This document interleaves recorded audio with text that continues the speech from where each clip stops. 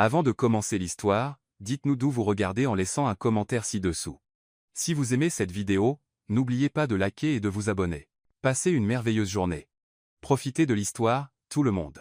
Jessica cria en entrant dans le hall luxueux de la Starlight Tower, essoufflée, portant sa fille de 4 ans, Emily, dans ses bras et un sac isotherme de plat à emporter dans sa main gauche. Le portier n'eut même pas le temps de l'arrêter. Elle passa devant lui, haletante, essayant de remettre en place ses cheveux et sa casquette de livreur tout en appuyant sur le bouton de l'ascenseur. Emily, accrochée au torse de sa mère, commenta avec la logique cruelle des enfants, « Maman, tu sens la sauce soja et la transpiration. » Jessica sourit. « Et toi, tu sens le bonbon à la fraise que tu as piqué à la réception. » Petite maline. Au 32e étage, la porte de l'appartement s'ouvrit avant même qu'elle ne puisse frapper. La cliente, une femme blonde élégante avec une expression de dégoût au bout de son sourcil parfaitement arqué, jeta un coup d'œil à sa montre. « Une minute de retard. » Les yeux de Jessica s'écarquillèrent, en sueur. « Mademoiselle, sérieusement, une minute?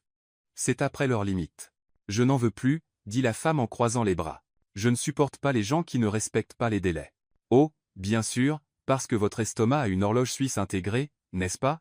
rétorqua Jessica avec sarcasme. « Peut-être que j'aurais dû laisser ma fille seule dans la rue, courir à bout de souffle et griller le feu rouge pour livrer votre sushi doré. Les pauvres ont toujours une excuse, n'est-ce pas ?»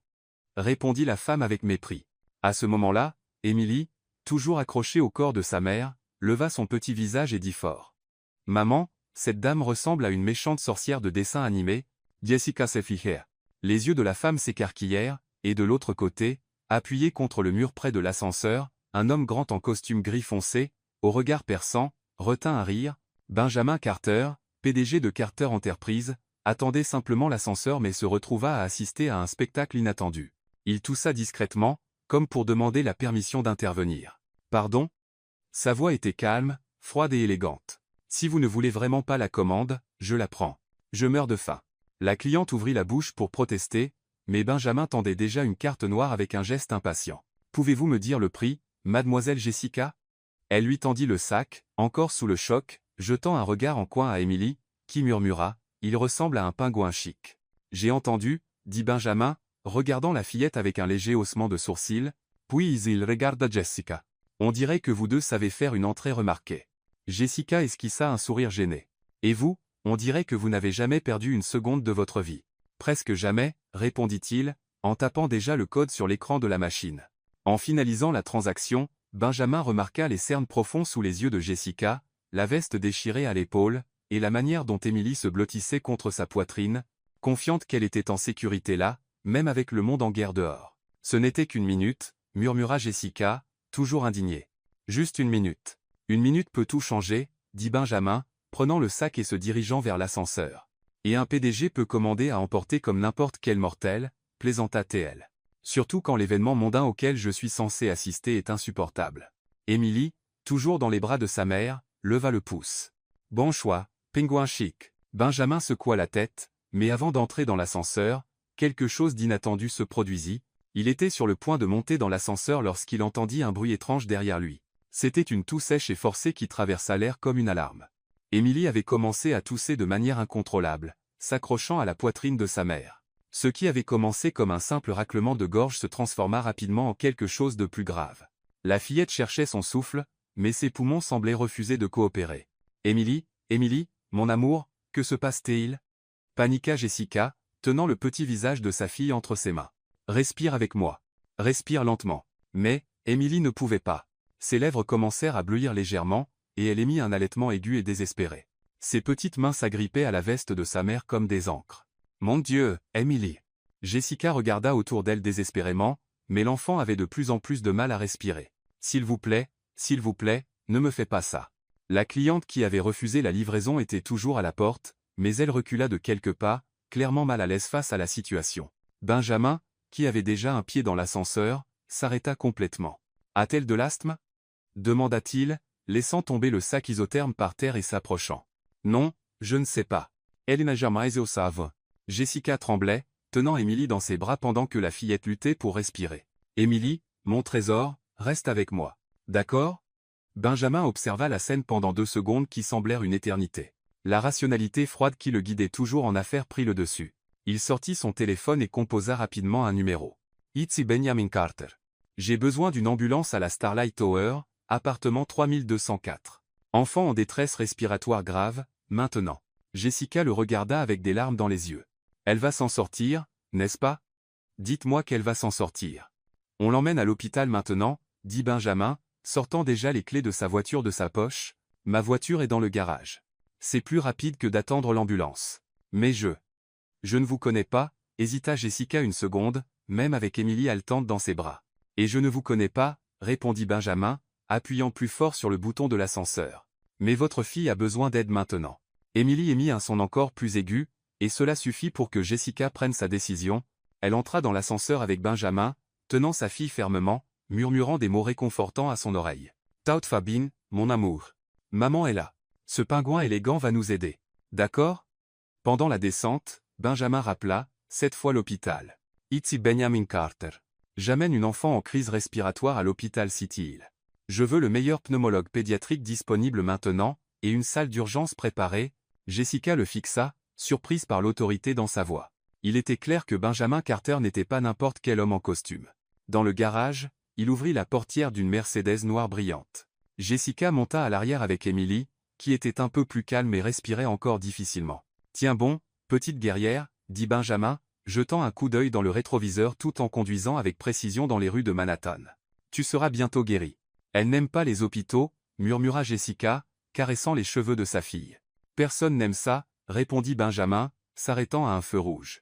Mais parfois, c'est le seul endroit où on peut trouver des réponses.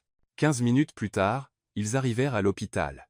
Benjamin arrêta la voiture à l'entrée des urgences, et une équipe médicale apparut immédiatement avec un petit brancard. « Dr Thompson, pneumologue pédiatrique », dit une femme en blouse blanche, prenant Émilie avec précaution. « Nous allons bien nous occuper d'elle. » Jessica tenta de suivre l'équipe médicale mais fut arrêtée à la réception. « Madame, j'ai besoin de quelques informations d'abord, » dit l'employé, une femme d'âge mûr avec des lunettes perchées sur le bout de son nez. « S'il vous plaît, ma fille est là, dedans, » supplia Jessica. « Je comprends, mais ce sont des procédures obligatoires. Nom de l'enfant?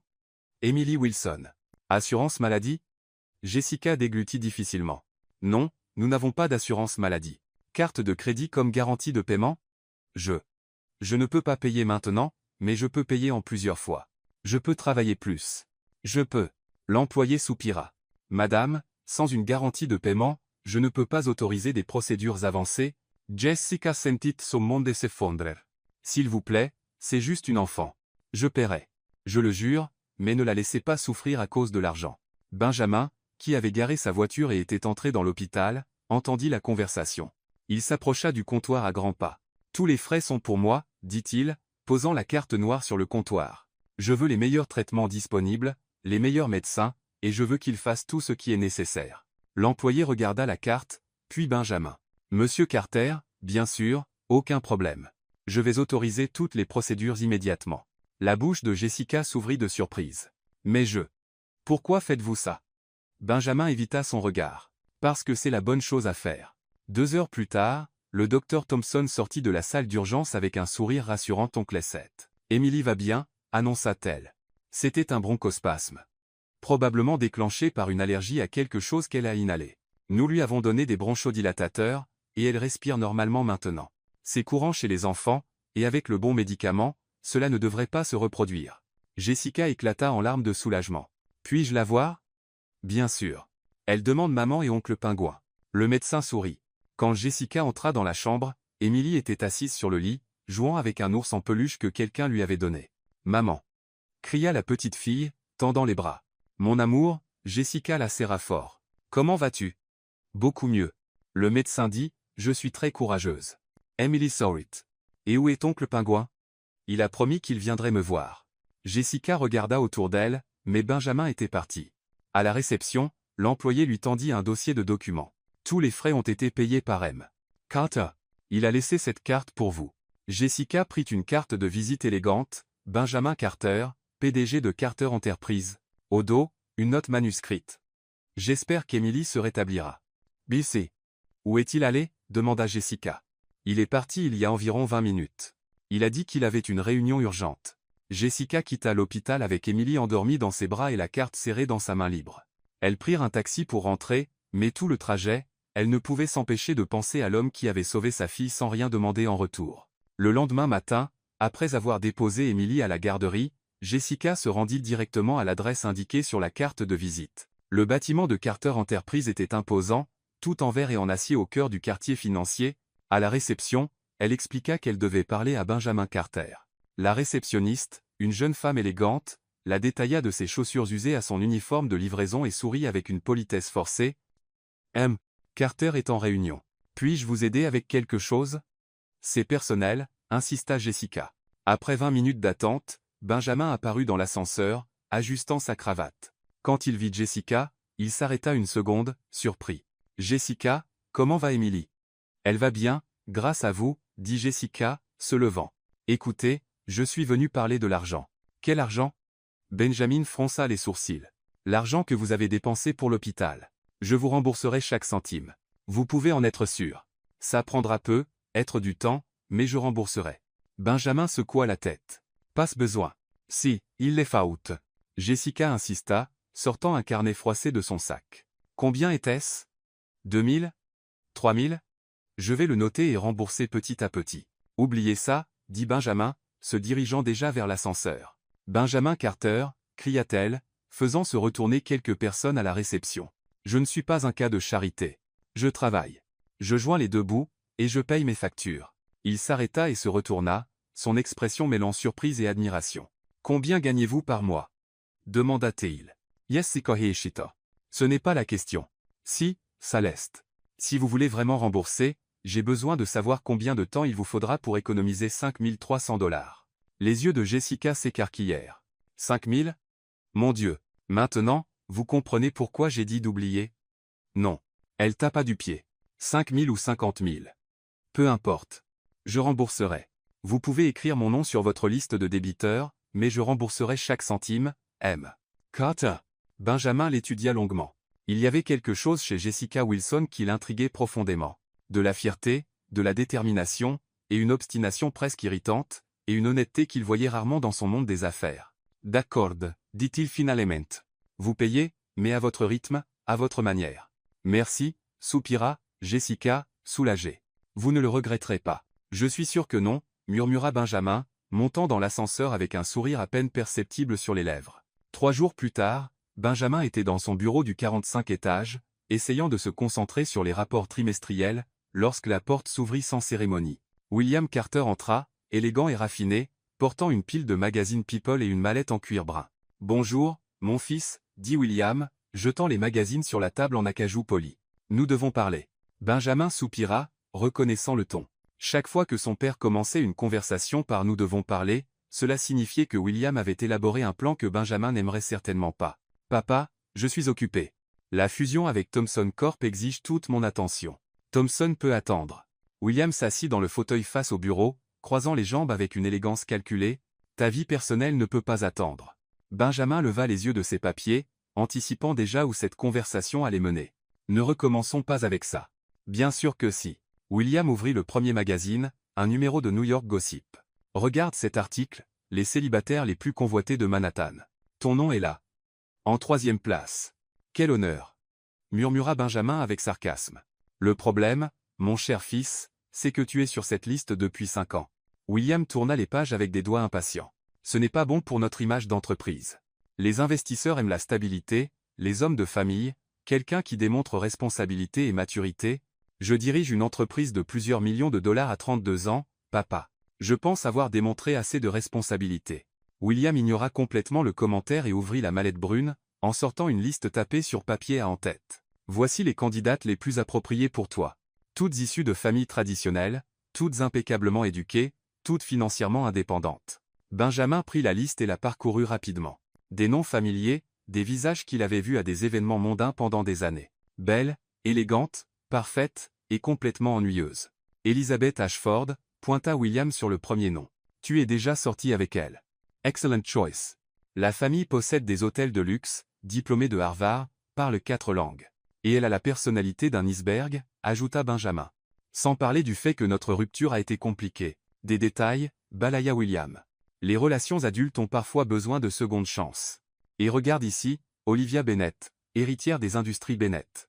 magnifique, intelligente, et vous avez beaucoup en commun. Comme le fait que nous préférons tous les deux nos téléphones à la compagnie de l'autre. William tapa du poing sur la table, frustré. Benjamin, tu ne prends pas ça au sérieux. À 32 ans, un homme de ton rang devrait être marié avec des enfants, construire un héritage familial, pas vivre comme un célibataire endurci mis en avant dans les magazines People. Et si je ne veux épouser aucune de ces femmes? Alors je choisirai pour toi, dit William avec la froideur d'un ultimatum d'entreprise, j'ai un gala de collecte de fonds. La semaine prochaine. J'inviterai 3 de ces candidates. Tu choisis l'une pour une relation sérieuse, ou je choisirai et organiserai les fiançailles.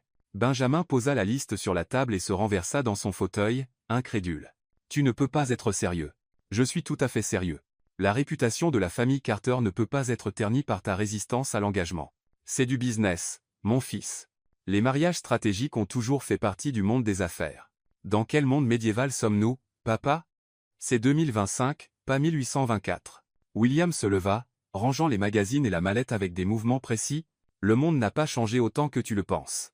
Le pouvoir, l'influence et la stabilité vont toujours de pair, et un Carter marié vaut bien plus sur le marché qu'un Carter célibataire. Benjamin fixa la grande fenêtre, observant l'activité frénétique de Manhattan en contrebas. Quelque part dans cette ville, Jessica livrait probablement des commandes, portant Emily dans ses bras, luttant pour payer les factures. La différence entre leurs deux mondes était criante. Et si je disais que je préférais épouser la livreuse du quartier, dit-il sans détacher les yeux de la fenêtre. La phrase sortit comme une provocation, une tentative désespérée d'irriter son père et de mettre fin à la conversation. William s'arrêta dans l'embrasure de la porte, se tournant lentement. Au lieu de l'explosion d'indignation à laquelle Benjamin s'attendait, le visage de son père montrait quelque chose de bien plus dangereux, un intérêt véritable. La livreuse du quartier? Répéta William avec une curiosité calculatrice. Parles-tu de quelqu'un en particulier? Benjamin réalisa son erreur trop tard. C'était une blague, papa. Una provocation. Intéressant, murmura William, sortant un petit carnet de sa poche intérieure de veste et prenant une note. Très intéressant. Papa. Arrête. C'était juste un commentaire au hasard. Bien sûr que oui. William saw it. Mais ce n'était pas un sourire rassurant. C'était le sourire qu'il arborait lorsqu'il concluait des affaires particulièrement lucratives. Une livreuse. Quel concept révolutionnaire. William Carter, je suis sérieux. Ne transforme pas une blague stupide en l'un de tes projets fous. Projet fou? William feignit de se défendre. Mon fils, je ne fais qu'élargir les possibilités.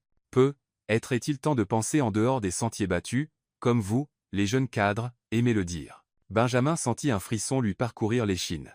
Il connaissait assez bien son père pour savoir quand William préparait quelque chose. Et au cours des 32 dernières années de sa vie, il n'avait jamais vu quelque chose de bon sortir des manigances de William Carter. Papa, quoi que tu penses, s'il te plaît, ne le fais pas. Ne t'inquiète pas. William ouvrit la porte, s'arrêtant juste pour jeter un coup d'œil par-dessus son épaule. Legal est vendredi prochain. Porte ton meilleur smoking. Et qui sait, aurons-nous des surprises au menu. La porte se ferma avec un clic discret, laissant Benjamin seul avec le sentiment croissant qu'il avait commis une terrible erreur. Il connaissait William trop bien pour croire que la référence à la livreuse du quartier serait oubliée. Il prit le téléphone et appela sa secrétaire. Laura, j'ai besoin que vous trouviez tout sur le gala de charité de vendredi prochain. Liste des invités, fournisseurs, tout. Pinsua, M. Carter. Puis-je demander pourquoi cela vous préoccupe? Benjamin regarda la liste des candidates toujours sur son bureau, puis la note que William avait prise dans son carnet. J'ai l'impression que mon père prépare quelque chose qui va mal tourner pour tout le monde impliqué. Pendant ce temps, 3 étages plus haut, William Carter était dans son bureau privé, feuilletant un annuaire téléphonique et souriant comme s'il venait de découvrir la solution à un problème très complexe. La livreuse du quartier, murmura-t-il pour lui-même, prenant le téléphone. Quelle idée brillante, Benjamin. Absolument brillante. Et avec cela, William commença à passer des appels très précis, organisant ce qui serait sans aucun doute l'événement le plus intéressant de toute la saison mondaine new-yorkaise. Le vendredi suivant, Jessica Wilson se tenait devant le miroir fissuré de sa salle de bain dans son petit appartement, essayant de coiffer ses cheveux pour la 5e fois. Son uniforme noir de traiteur était emprunté et 2 tailles trop grand, mais c'était le meilleur qu'elle avait pu trouver à la dernière minute. « Maman, tu es belle », dit Emily, assise sur le lit, balançant ses jambes tout en mangeant des céréales. « Merci, mon amour. Maman est juste un peu nerveuse. » Jessica ajusta son nœud papillon pour la 10e fois. « C'est un événement très chic. Des gens très importants. Plus importants que toi ?» La question innocente de sa fille fit sourire Jessica. « Bien sûr que non, princesse. Personne n'est plus important que nous deux. » 1 heure plus tard, Jessica était dans la cuisine de la grande salle de bal du Plaza Hotel, recevant les instructions de la superviseure, une femme sérieuse nommée Patricia. C'est un gala de collecte de fonds pour la haute société, expliqua Patricia, ajustant le tablier de Jessica. Beaucoup de millionnaires, quelques célébrités, des gens qui peuvent faire ou défaire la réputation d'une entreprise de traiteur avec un commentaire mal placé.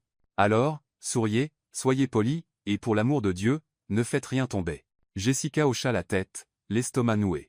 Elle avait désespérément besoin de cet argent supplémentaire. Émilie avait besoin de nouveaux médicaments contre les allergies, et le loyer était en retard. Vous servirez les boissons pendant l'heure du cocktail, poursuivit Patricia. Champagne, vin, et quelques boissons non alcoolisées. Gardez le plateau en équilibre et évitez de vous engager dans de longues conversations avec les invités. La salle de bal principale était magnifique. Lustre en cristal, énormes fleurs blanches, tables décorées comme des décors de films. Jessica n'avait jamais vu autant de luxe en un seul endroit. Les invités commencèrent à arriver. Des femmes en robe de créateur, des hommes en smoking parfaitement taillés, des bijoux qui coûtaient probablement plus que son salaire annuel.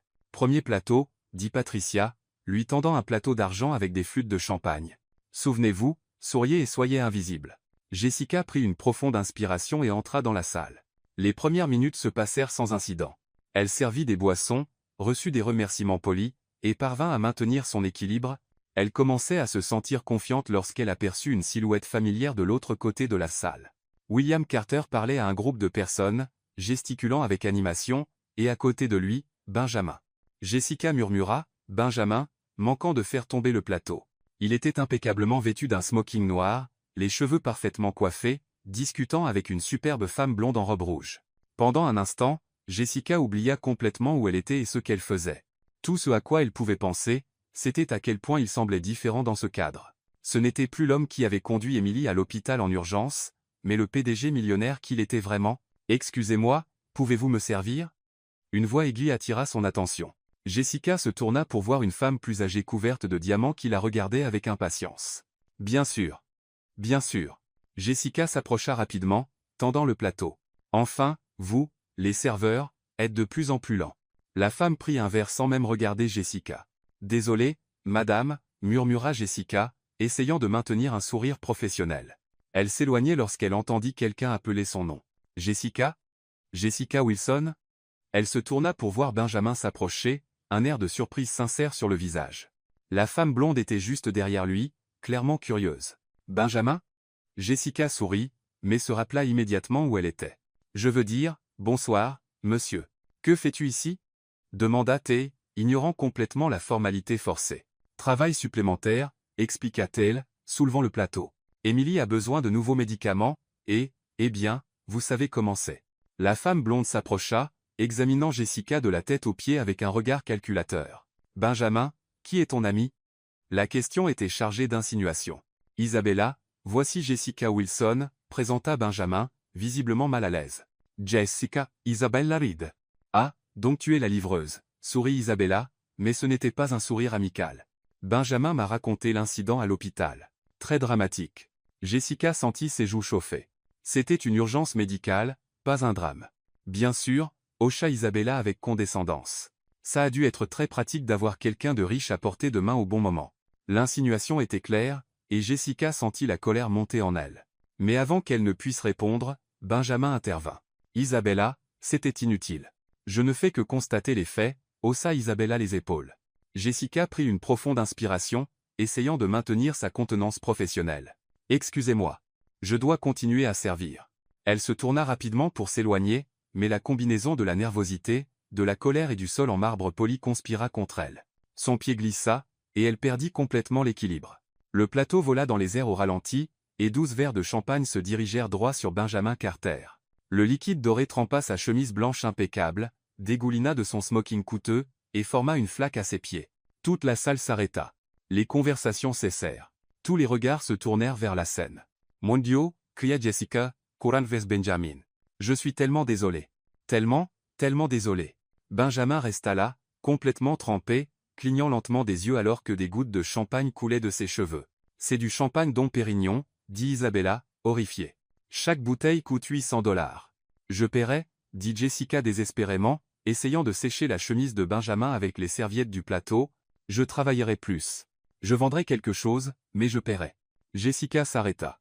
Benjamin tenait ses mains, qui tremblaient alors qu'elle essayait de nettoyer le désastre. Je vais bien. Tu n'es pas bien. Tu es trempé de champagne coûteux, et maintenant tout le monde regarde, et je vais me faire virer. Eris pae, dit Benjamin calmement. C'était un accident. C'est la faute du sol, déclara Jessica, pointant le marbre poli. Qui fait des sols aussi glissants? C'est un danger public. Le sol est ainsi depuis 40 ans, dit quelqu'un dans le public. Alors il est dangereux depuis 40 ans, rétorqua Jessica. Il devrait y avoir un panneau d'avertissement. Attention, sol tueur de serveuse. Quelques invités rirent. Isabella renifla d'indignation. C'est un désastre, murmura Isabella. Benjamin, tu dois te changer immédiatement. Il a d'abord besoin d'une serviette, dit Jessica. Ça essaie toujours d'aider. Et peut être un sèche-cheveux et une machine à laver et une machine à remonter le temps pour revenir 5 minutes en arrière. Benjamin commença à rire, d'abord doucement, puis plus fort, jusqu'à ce qu'il rit franchement. Suggères-tu que j'utilise une machine à remonter le temps à cause du champagne? Eh bien, si tu peux te permettre du champagne à 800 $, peut-être que tu peux aussi te permettre une machine à remonter le temps, dit Jessica, parvenant enfin à sourire.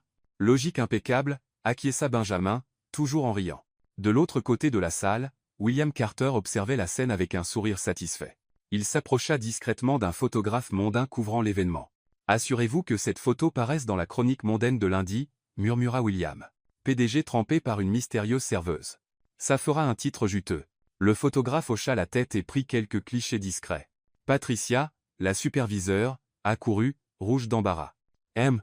Carter, je suis terriblement désolé. Nous renvoyons cet employé immédiatement. Ce ne sera pas nécessaire, interrompit William, toujours souriant.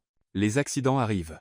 En fait, c'était assez rafraîchissant. Pendant ce temps, Jessica parvint enfin à arrêter de s'excuser et regarda autour d'elle, réalisant que la moitié de la haute société new-yorkaise observait le spectacle.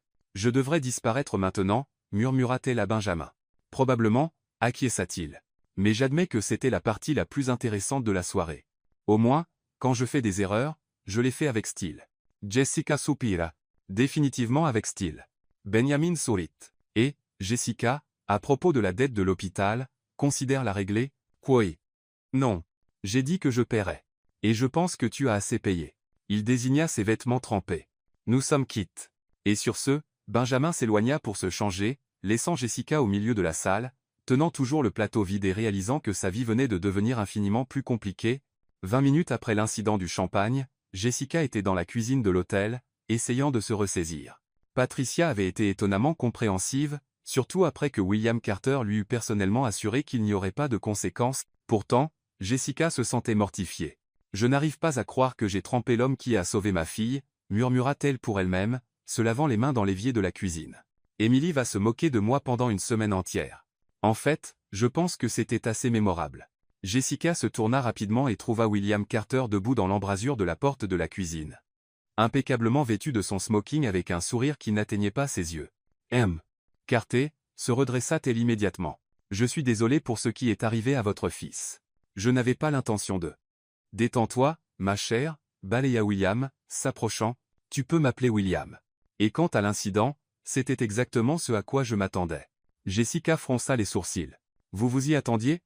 Assieds-toi. » William désigna une chaise près de la petite table où les employés prenaient leur pause. « J'ai besoin de te parler. Café? » Je. Eh bien, hésita Jessica mais finit par s'asseoir. « D'accord. » William versa 2 tasses de café de la machine et s'assit sur la chaise en face. Pendant un instant, il l'étudia avec l'intensité de quelqu'un qui envisage un investissement. « Je me souviens de toi, » dit-il enfin. Il y a quelques jours à la réception de Carter Enterprise, insistant pour payer une facture d'hôpital. Jessica rougit. Je ne me battais pas. J'insistais. Insistant pour payer 5 300 $ avec un salaire de livreuse. William sourit. Admirable. Têtu, mais admirable. Je paye toujours mes dettes, dit Jessica, relevant le menton avec fierté. Je sais. C'est pourquoi je suis ici. William sirota son café, semblant savourer le suspense. Jessica commença à se sentir comme une souris observée par un chat très intelligent. Monsieur William, je ne comprends pas. Pourquoi me parlez-vous? Parce que j'ai une proposition pour toi. Une proposition qui peut résoudre tous tes problèmes financiers. Jessica manqua de recracher son café. Quel genre de proposition? William se pencha en avant, son expression comme s'il était sur le point de conclure l'affaire du siècle. Je veux que tu fasses semblant d'être la petite amie de mon fils. Le silence qui suivit fut assourdissant. Jessica cligna des yeux plusieurs fois, s'assurant qu'elle avait bien entendu. Pardon, je crois que j'ai mal compris. Avez-vous dit fausse petite amie? Lors d'événements publics, de dîners mondains, d'apparitions stratégiques, expliqua William comme s'il discutait d'actions en bourse. Rien de trop compliqué. Juste convaincre la société new-yorkaise que mon fils a enfin trouvé quelqu'un de spécial. Jessica posa la tasse si fort que le café se renversa. Êtes-vous fou? Je suis pragmatique, corrigea William. Benjamin doit se marier. J'ai besoin d'une belle fille qui génère de l'intérêt médiatique et change son image de célibataire endurci. Toi, tu as besoin d'argent. C'est une situation gagnant-gagnant. Je ne peux pas faire semblant de sortir avec votre fils, bégaya Jessica. D'abord, parce que c'est un mensonge. Ensuite, parce qu'il ressemble à un pingouin dans un costume mal ajusté. Troisièmement, parce que tu as des principes, ajouta William. C'est exactement pourquoi tu es parfaite. Jessica secoua la tête vigoureusement. Non, non, non. C'est insensé. Vous devez trouver quelqu'un d'autre. Une actrice peut être quelqu'un qui peut jouer la comédie. Les actrices que je connais sont trop évidentes, dit William, sortant une enveloppe de sa poche intérieure de veste. Toi, en revanche, tu es authentique, réel, exactement ce dont Benjamin a besoin pour briser son image d'homme froid et calculateur. Il n'est pas froid, dit Jessica sans réfléchir. Je veux dire, il a sauvé Emily. Il a payé ses frais médicaux. Il était gentil. Tu vois déjà son côté humain. William sourit, satisfait. C'est exactement ce que j'ai besoin que le public voie. William posa l'enveloppe sur la table. Les frais de scolarité d'Emily payés pour les 5 prochaines années, école privée, la meilleure de la région, plus 10 000 $ par apparition publique, et un bonus de 50 000 $ quand la comédie ne sera plus nécessaire. Jessica fixa l'enveloppe comme si c'était un serpent venimeux. C'est une somme raisonnable pour le service rendu. Mais c'est un mensonge, protesta-t-elle. C'est tromper tout le monde. C'est du marketing, corrigea William. Et le marketing, c'est l'art de présenter la réalité de la meilleure façon possible. Jessica prit l'enveloppe avec des mains tremblantes. Il y avait un contrat préalable et un chèque avec plus de zéro qu'elle n'en avait jamais vu réunis. Je ne peux pas accepter ça, dit-elle, mais sa voix ne semblait pas très convaincante. Pense à Emily, dit William doucement. Une école privée signifie de meilleures opportunités, de meilleurs professeurs, un meilleur avenir. Cela signifie que tu n'auras plus jamais à t'inquiéter de pouvoir payer ses médicaments. Les mains de Jessica tremblaient. 5 ans de frais de scolarité, l'équivalent d'une vie de livraison de nourriture. Et si Benjamin n'est pas d'accord? Laisse Benjamin à moi, dit William avec assurance. Mon fils est têtu, mais il n'est pas stupide. Il comprendra que c'est bon pour tout le monde. Sortir avec votre fils, murmura Jessica, essayant encore de digérer la situation, faire semblant d'être amoureuse d'un pingouin dans un costume mal ajusté qui ne sait probablement même pas changer une ampoule. Il sait changer les ampoules, dit une voix froide depuis l'embrasure de la porte de la cuisine. Jessica et William se tournèrent en même temps. Benjamin se tenait dans l'embrasure, portant toujours une chemise de rechange que quelqu'un lui avait prêtée, les cheveux légèrement humides de champagne et une expression mêlant choc et indignation. Benjamin. William se leva, souriant comme si de rien n'était. Je suis content que tu sois là. Nous étions justes. J'ai tout entendu, interrompit Benjamin, entrant dans la cuisine à grands pas. De la partie proposition pour résoudre les problèmes financiers à la partie pingouin dans un costume mal ajusté. Jessica s'enfonça dans sa chaise, embarrassée. Benjamin, Papa, qu'est-ce que tu fabriques, bon sang? Benjamin ignora Jessica et regarda directement William. Je résous 2 problèmes à la fois, répondit William calmement. Tu as besoin d'une petite amie. Elle a besoin d'argent. Simple calcul. Je n'ai pas besoin d'une fausse petite amie. Si, tu en as besoin, insista William. Et elle a besoin de cet argent. Regarde-la, Benjamin, regarde-la vraiment. Quand as-tu vu quelqu'un travailler aussi dur juste pour garder sa fille en bonne santé? Benjamin regarda Jessica, qui rougissait d'embarras, tenant toujours l'enveloppe. Ce n'est pas juste pour aucun de nous deux, dit-il plus doucement. La vie n'est pas juste, rétorqua William. Mais parfois, nous pouvons créer des arrangements qui fonctionnent pour tout le monde. Jessica retrouva enfin sa voix. Je n'ai pas dit que j'acceptais. Mais tu accepteras, dit William avec une certitude absolue. Parce que tu es une mère responsable, et c'est la meilleure opportunité qu'Emily aura jamais. Le silence s'étira pendant de longues secondes. Jessica fixa l'enveloppe. Benjamin la fixa, et William les regarda tous les deux avec une satisfaction croissante. Contrat verbal conclu, annonça soudain William, frappant des mains une fois. Jessica, tu peux commencer demain. Dîner à Le Bernardin, 20 €. Benjamin viendra te chercher. Papa, tu ne peux pas juste. Je peux, et je viens de le faire, interrompit William. Jessica, j'ai besoin de ton adresse pour le chauffeur. Jessica bégaya, complètement dépassée. 47 rue, appartement 3B, dit-elle avant de pouvoir s'arrêter. Parfait. William Saurit. Triumphant. Benjamin, porte quelque chose de chic décontracté. Jessica, il y a une boutique sur Madison Avenue qui serait ravie de t'aider à choisir quelque chose de convenable. Je m'occupe de la facture. Attendez une minute. Jessica se leva brusquement, mais William quittait déjà la cuisine, agitant la main par-dessus son épaule. À demain, les enfants. Ce sera le début de quelque chose de merveilleux. Et sur ce, il disparut, laissant Benjamin et Jessica seuls dans la cuisine, se regardant avec des expressions de choc total. Je pense que ton père vient de nous manipuler, dit enfin Jessica. Mon père manipule tout, soupira Benjamin. La question est, vas-tu vraiment le faire? Jessica regarda l'enveloppe dans ses mains, pensa à Emily, à l'école privée, à ne plus jamais avoir à s'inquiéter de l'argent pour les médicaments. Je pense que oui, murmura-t-elle. Que Dieu m'aide, mais je pense que oui. Le samedi suivant à 19h30, Jessica se tenait devant le miroir de sa chambre, ajustant pour la 10e fois la robe bleu marine qu'elle avait choisie dans la boutique de Madison Avenue. La vendeuse avait insisté sur le fait que la couleur mettait en valeur ses yeux, mais tout ce à quoi Jessica pouvait penser, c'était que la robe coûtait plus de 3 mois de loyer. « Maman, tu es tellement jolie », dit Emily depuis son lit, où elle coloriait un livre. « On dirait une vraie princesse. »« Merci, mon amour », sourit Jessica nerveusement. « Rappelle-toi ce que maman t'a expliqué. Je dîne avec oncle Pingouin pour le travail. Et vous allez faire semblant d'être un couple ?» demanda Emily avec la curiosité typique d'une enfant de 5 ans. « Ouais, c'est une affaire d'adulte très compliquée, » soupira Jessica. « Mais juste faire semblant, d'accord? Comme quand tu joues à la maison. »« D'accord. Mais tu l'aimes, non, maman ?» La question prit Jessica au dépourvu.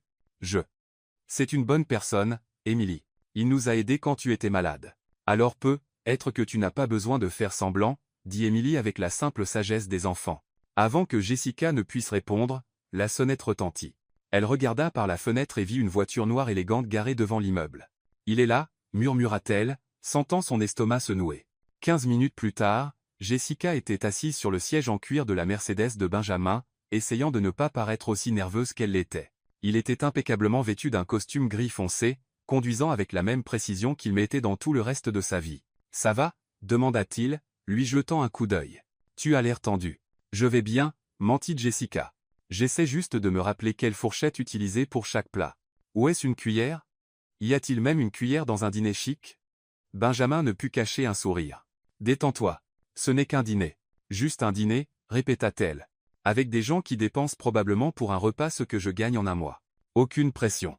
Jessica, tu as arrosé ces mêmes personnes de champagne il y a quelques jours, et elles ont ri. Je pense que tu t'en sortiras très bien. » Le Bernardin était encore plus intimidant que Jessica ne l'avait imaginé. Le restaurant exsudait une élégance discrète avec un éclairage doux, un décor minimaliste, et un silence révérencieux que seuls les établissements très coûteux peuvent maintenir. Le maître d'hôtel les accueillit comme si Benjamin était de la royauté. « Carter, c'est un plaisir de vous accueillir à nouveau. Votre table est prête. » Ils furent conduits à une table près de la fenêtre, où un autre couple les attendait déjà, Michael Thompson, le partenaire d'affaires de Benjamin, et sa femme, Eleanor, une femme élégante dans la cinquantaine. Benjamin, Michael se leva pour le saluer. « Et ce doit être la fameuse Jessica dont nous avons tant entendu parler. » Jessica tendit la main, essayant de sourire naturellement. « Enchanté de vous rencontrer. Le plaisir est pour nous, » dit Eleanor, évaluant Jessica de la tête aux pieds avec un regard analytique. « William nous a dit que vous vous êtes rencontrés d'une manière plutôt unique. Elle m'a arrosé de champagne, » dit Benjamin, tirant la chaise de Jessica. « C'était inoubliable. »« Comme c'est romantique, » rit Eleanor. « Racontez-nous, comment cette romance a-t-elle commencé ?» Jessica sentit la panique monter dans sa gorge. Ils n'avaient pas convenu d'une histoire. « Eh bien, nous ? Je veux dire, c'était le coup de foudre, » intervint Benjamin doucement. « Jessica m'a conquis par sa spontanéité. Et Benjamin m'a conquise en étant gentil quand j'en avais le plus besoin, » ajouta Jessica, reconnaissante pour l'aide. Le serveur apparut avec des menus en français et en anglais. Jessica regarda les options et sentit son cerveau tourner. Elle ne pouvait même pas prononcer la moitié des plats. « Que recommandez-vous » demanda Eleanor. « Le homard est exceptionnel, » suggéra Michael. « Homard » dit Jessica, essayant de paraître enthousiaste. « Jaore le homard.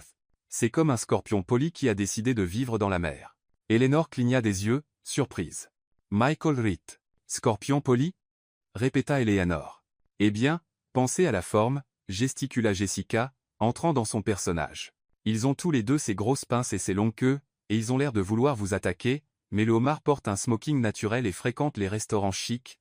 Michael rit si fort qu'il dut essuyer ses yeux. Je n'y avais jamais pensé. Ce sont vraiment des cousins éloignés élégants. Benjamin observa, fasciné. Jessica était clairement hors de sa zone de confort, mais il y avait quelque chose de captivant dans la manière dont elle transformait la nervosité en humour. Lorsque les couverts furent apportés, Jessica regarda la collection de fourchettes, couteaux et cuillères avec une expression perdue. « Pourquoi avons-nous besoin de 3 fourchettes » murmura-t-elle à Benjamin. « Je n'ai que 2 mains. Utilise-les de l'extérieur vers l'intérieur, murmura-t-il en retour. Et si je mange de l'intérieur vers l'extérieur? Vais-je être arrêté? Probablement déporté, plaisanta Benjamin. Eleanor, qui avait entendu le murmure, sourit. Jessica, avez-vous déjà voyagé à l'étranger? Jessica déglutit. Oh oui, je voyage beaucoup. Comme c'est merveilleux. Quel a été votre dernier voyage? La France, dit Jessica rapidement. Paris, j'ai adoré la Tour Eiffel. Seehaute. Et qu'avez-vous visité d'autre? Jessica paniqua complètement. Le Louvre avec la Joconde, qui, soit dit en passant, est beaucoup plus petite qu'à la télévision, et elle a une expression comme si elle venait d'entendre une blague intérieure. Blague intérieure? Demanda Michael, intrigué. Vous savez, ces blagues qu'elle seule comprend, comme si Léonard de Vinci lui avait murmuré quelque chose de drôle pendant qu'il peignait, et elle avait l'air de retenir un rire. Eleanor Ritt. Quelle interprétation intéressante. Et qu'avez-vous fait d'autre à Paris? J'ai mangé des croissants, dit Jessica, gagnant en confiance, beaucoup de croissants. En fait, j'ai découvert que les croissants, c'est juste du pain qui est allé à la gym et qui est devenu tout musclé et doré. Toute la table riait maintenant.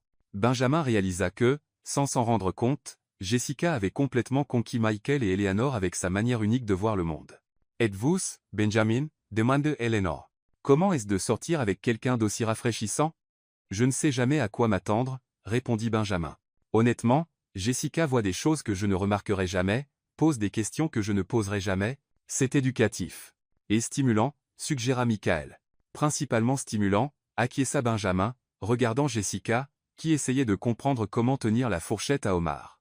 Au dessert, Eleanor discuta d'une exposition d'art, et Jessica, détendue par le succès de la conversation, inventa une analyse complètement absurde sur l'art moderne, comme étant la revanche des pinceaux incompris contre les toiles arrogantes. Vous formez un couple intéressant, dit Eleanor à la fin de la soirée. Complémentaire. Merci, sourit Jessica, se sentant vraiment réussie. Lorsqu'ils quittèrent le restaurant, une légère pluie avait commencé à tomber. Benjamin ouvrit un petit parapluie qui les couvrait à peine tous les deux. Désolé, je ne m'attendais pas à la pluie, dit-il, essayant de protéger Jessica. Ce n'est pas grave. J'aime la pluie, répondit-elle, marchant plus près de lui. Ils étaient presque à la voiture lorsque Jessica marcha dans une flaque plus profonde que prévu. Son pied glissa, et elle perdit complètement l'équilibre. Benjamin réagit instinctivement, lâchant le parapluie et tendant les bras pour la rattraper. Jessica tomba contre sa poitrine, ses mains reposant sur ses épaules, leurs visages à quelques centimètres l'un de l'autre. Pendant un instant qui sembla une éternité, ils restèrent ainsi, se regardant dans les yeux, la pluie tombant doucement autour d'eux. Jessica pouvait voir les gouttes de pluie sur ses cils. « Je suis désolé, » murmura-t-elle sans s'éloigner. « Ce n'était pas ta faute, » répondit-il, murmurant également, sans la lâcher. La pluie s'intensifia, les trempant tous les deux, mais aucun ne bougea. Il y avait quelque chose dans ce moment, la proximité, la vulnérabilité, la manière dont ses yeux la regardaient comme s'il la voyait pour la première fois qui fit complètement oublier à Jessica que tout cela n'était que du théâtre. « Nous devrions monter dans la voiture, » dit-elle enfin. « Nous devrions, » acquiesça-t-il, mais ne la lâcha toujours pas. Quand ils se séparèrent enfin et montèrent dans la voiture, ils étaient tous deux trempés et silencieux, comme si quelque chose d'important s'était passé, mais aucun d'eux ne savait exactement quoi. « La soirée a été un succès, » dit Benjamin, allumant le chauffage. « Oui, » acquiesça Jessica, regardant par la fenêtre. « Un succès. » Mais ils savaient tous les deux que quelque chose avait changé dans ces quelques secondes sous la pluie. Et aucun d'eux n'était prêt à admettre ce que c'était. Le mercredi suivant, Jessica était à l'appartement, essayant d'expliquer à Emily pourquoi maman devait encore sortir pour le travail lorsque le téléphone sonna. « Allô » répondit-elle, tenant le téléphone entre son épaule et son oreille tout en préparant le dîner d'Emily. « Jessica, c'est Benjamin. Changement de plan pour ce soir. »« Quel genre de changement ?» demanda-t-elle, sentant une pointe d'anxiété. « Gala de bienfaisance au musée d'art moderne. Tenue de soirée exigée. Mon père a insisté sur le fait que ce serait une excellente opportunité de visibilité. » Jessica soupira. « Encore des gens importants qui vont me juger ? » Probablement, admit Benjamin. « Mais tu t'es si bien débrouillé à le Bernardin que je suis sûr que tu survivras à une autre soirée. Quelle confiance inspirante, murmura-t-elle. Quelle heure? 19h30. Et, Jessica, porte la robe noire que la boutique a mise de côté. Ce sera une soirée plus formelle. 2 heures plus tard, Jessica se tenait devant le miroir de la salle de bain, essayant de maîtriser un rouge à lèvres rouge qui semblait avoir une vie propre. Sa robe noire était élégante sans être ostentatoire, et elle avait réussi à dompter ses cheveux en un chignon qui semblait presque professionnel. « Maman est magnifique », déclara Émilie depuis l'embrasure de la porte de la salle de bain. « Mais pourquoi es-tu encore nerveuse ?»« Parce que maman apprend encore à faire semblant d'appartenir au monde des pingouins élégants », expliqua Jessica, appliquant du rouge à lèvres pour la 3e fois. « Tu n'as pas besoin de faire semblant, » dit Émilie sérieusement. « Tu es la meilleure maman du monde. C'est plus important que tout. » Jessica s'agenouilla et serra sa fille dans ses bras. « Quand es-tu devenue si sage, petite ?»« J'ai appris de toi, » sourit Émilie. Le musée d'art moderne était transformé en décor de film. Lumière dorée, fleurs exotiques, et tables décorées avec des cristaux qui scintillaient comme des étoiles. Les invités semblaient sortir d'un magazine de mode, tous parfaitement habillés et parlant à voix basse et polie. Benjamin la retrouva à l'entrée, impeccablement vêtu d'un smoking noir. « Tu es magnifique, » dit-il, lui offrant son bras. « Merci, » sourit Jessica, essayant d'ignorer comment son cœur s'accélérait au compliment. « Toi aussi, eh bien, tu es toujours élégant. » Ils traversèrent la salle principale, où Benjamin saluait des connaissances et présentait Jessica comme sa petite amie. Elle commençait à se sentir plus à l'aise lorsqu'une voix familière traversa l'air. « Benjamin Carter. Quelle merveilleuse surprise !» Ils se tournèrent pour voir Isabella Reed approcher comme un ouragan en soie rouge. Sa robe était une œuvre d'art en soie, parfaitement coupée, assortie de bijoux qui coûtaient probablement plus cher qu'une voiture.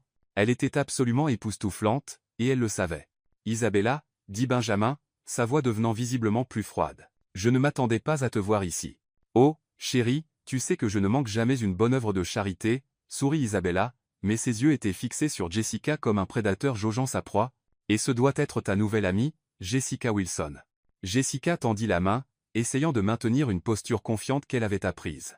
Isabella serra sa main avec un sourire qui n'atteignait pas ses yeux. « Isabella Reed. Quelle robe intéressante. Très abordable. » Le commentaire était déguisé en compliment, mais l'intention était claire. Jessica sentit ses joues chauffer, mais garda son sourire. « Merci. J'ai choisi quelque chose qui ne attirait pas trop l'attention. Je n'aime pas être vulgaire. » Isabella cligna des yeux, saisissant l'allusion subtile. « Pinsua. Et dis-moi, Jessica, que fais-tu dans la vie à part sortir avec quelqu'un ?»« Évidemment, je travaille dans la logistique et les livraisons, » répondit Jessica honnêtement. « C'est un travail honnête.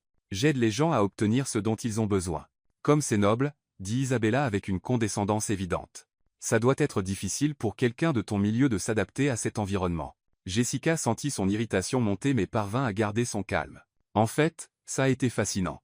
C'est incroyable comment certaines personnes peuvent être si élégantes à l'extérieur et si mesquines à l'intérieur. » Quelques invités à proximité semblèrent capter l'attention et s'approchèrent discrètement, curieux. « Oh, tu es direct, » rit Isabella, mais ça ne sonnait pas amusé. « J'imagine qu'il est difficile de comprendre les subtilités de notre société quand on n'y a pas grandi. »« Tu as raison, acquiesça Jessica joyeusement. Dans mon monde, les gens savent utiliser du gros sel pour éloigner les mauvaises énergies. Bien plus efficace que les codes sociaux compliqués. » Un gentleman à proximité gloussa. Une femme murmura quelque chose sur la fraîcheur.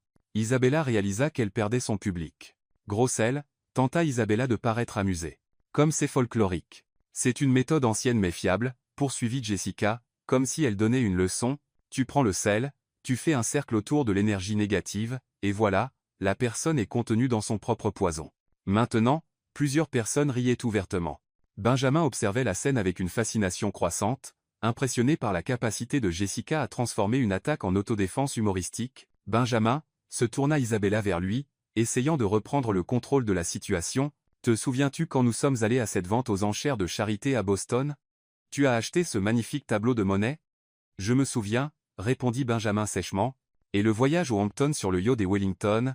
poursuivit Isabella, tentant clairement de rappeler de meilleurs moments. C'étaient des moments si sophistiqués. C'était le cas, acquiesça Benjamin, mais il ne semblait pas nostalgique. Jessica observa l'échange et décida qu'il était temps de contre-attaquer. « Quel beau souvenir! Benjamin m'a dit que vous étiez très compatibles. Vous aimiez tous les deux les choses chères et vides. » La bouche d'Isabella s'ouvrit de choc. « Pardon ? Oh, désolé si je l'ai mal formulé, » dit Jessica avec une innocence feinte. « Je voulais dire des choses coûteuses et, comment dit-on, sans substance émotionnelle réelle ? Benjamin m'a expliqué combien il était difficile de trouver une connexion authentique dans ce genre de relation. Benjamin toussa, essayant clairement de cacher un sourire. Il n'avait définitivement pas dit cela, mais il était impressionné par la créativité de Jessica. Je ne pense pas que Benjamin dirait quelque chose comme ça, dit Isabella, la voix légèrement aiguë. Oh, mais il l'a fait, insista Jessica.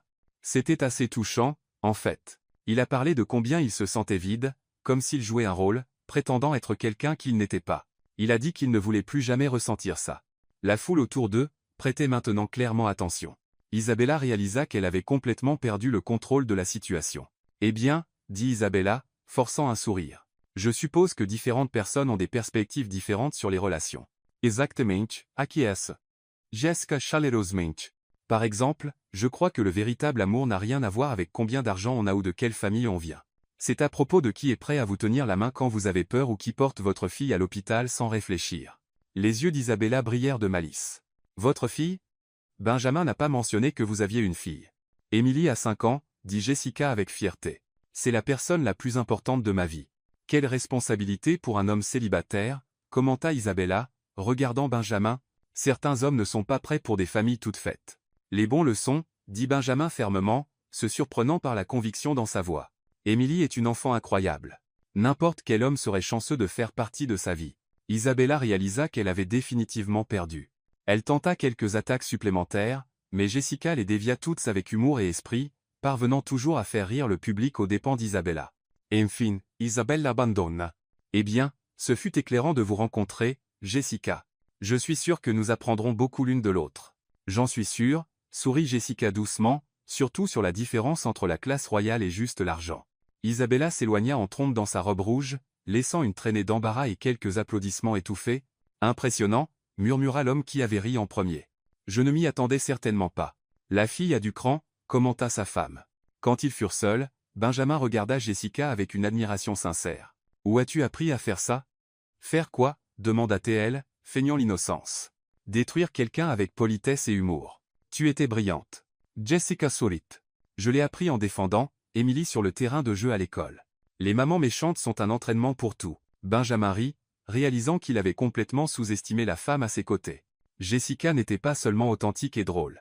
Elle était intelligente, courageuse, et capable de tenir tête dans n'importe quel territoire, même le plus hostile. Et cela l'attirait bien plus qu'il n'était prêt à l'admettre. Il était presque minuit quand Benjamin et Jessica quittèrent le musée d'art moderne. L'événement avait duré plus longtemps que prévu, principalement parce que Jessica était devenue une sorte de célébrité instantanée après sa confrontation avec Isabella. Plusieurs personnes s'approchèrent pour discuter, curieuses de la femme qui avait réussi à laisser Isabella ride sans voix. Tu étais le sujet de conversation de la soirée, commenta Benjamin alors qu'il marchait vers la voiture. La moitié des gens m'ont demandé où je t'avais trouvé. Et qu'as-tu dit?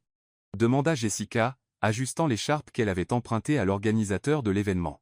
Que c'est toi qui m'as trouvé, répondit-il, ouvrant la portière passager pour elle. Techniquement, c'est vrai, rit Jessica. En t'arrosant de champagne. Comme c'est romantique.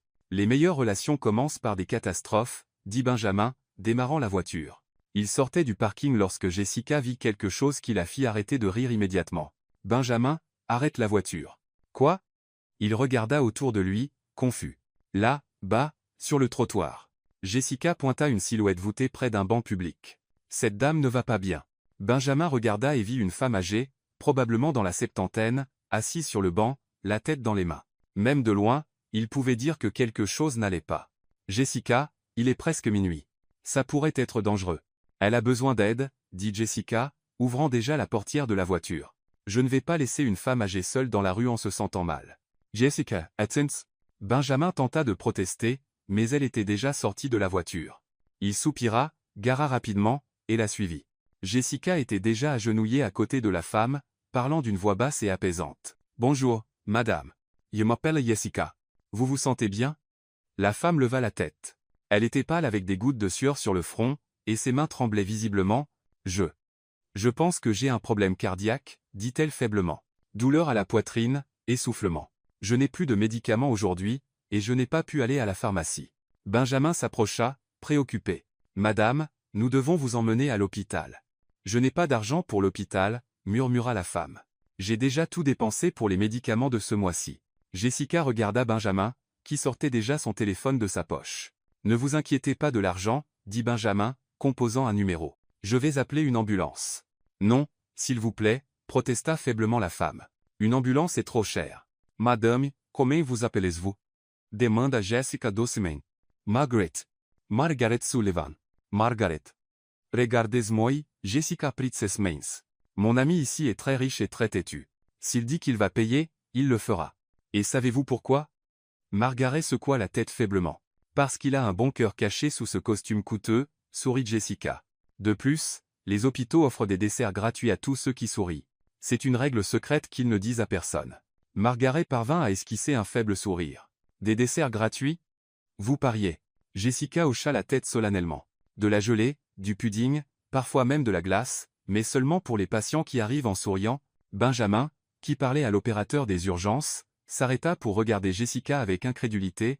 Elle réconfortait une femme avec un problème cardiaque avec des blagues sur les desserts d'hôpital. L'ambulance mettra 20 minutes, annonça Benjamin, rangeant son téléphone. Je pense qu'il vaut mieux l'emmener directement. Je ne veux pas être un fardeau, protesta Margaret. Mademoiselle Margaret, dit Jessica, l'aidant à se lever. La seule chose qui va me causer des ennuis, c'est de savoir que je vous ai laissé ici en mauvaise santé. Allez, je suis curieuse de voir si cette histoire de dessert est vraie. Benjamin porta doucement Margaret, se surprenant lui-même par la naturalité de ce geste. Elle était plus légère qu'il ne l'avait prévu, et il comprit soudain pourquoi Jessica n'avait pas hésité à aider. Vous êtes très fort, commenta Margaret, se détendant dans ses bras. Et très élégant, ajouta Jessica, marchant à côté d'eux. Mademoiselle Margaret, avez-vous des enfants? 3 enfants, mais ils vivent tout loin, soupira Margaret. New York est devenu trop cher pour eux. Alors aujourd'hui, vous avez gagné 2 enfants temporaires, déclara Jessica. Le pingouin élégant ici, et moi allons prendre soin de vous jusqu'à ce que vous vous sentiez mieux. Pingouin élégant? Rit Margaret faiblement. C'est comme ça que je l'appelle, murmura Jessica de manière conspiratrice. Toujours en costume, toujours sérieux, mais au fond, c'est un amour. Benjamin soupira mais ne put s'empêcher de sourire. En chemin vers la voiture, Jessica garda Margaret distraite avec des conversations sur des recettes de gâteaux, des histoires d'enfance. Et des théories sur pourquoi les médecins portent toujours des stéthoscopes froids. C'est pour voir si le patient a encore des réflexes, expliqua Jessica. Si vous sursautez quand ils mettent cette chose froide sur votre poitrine, c'est un signe que vous êtes vivant et réactif.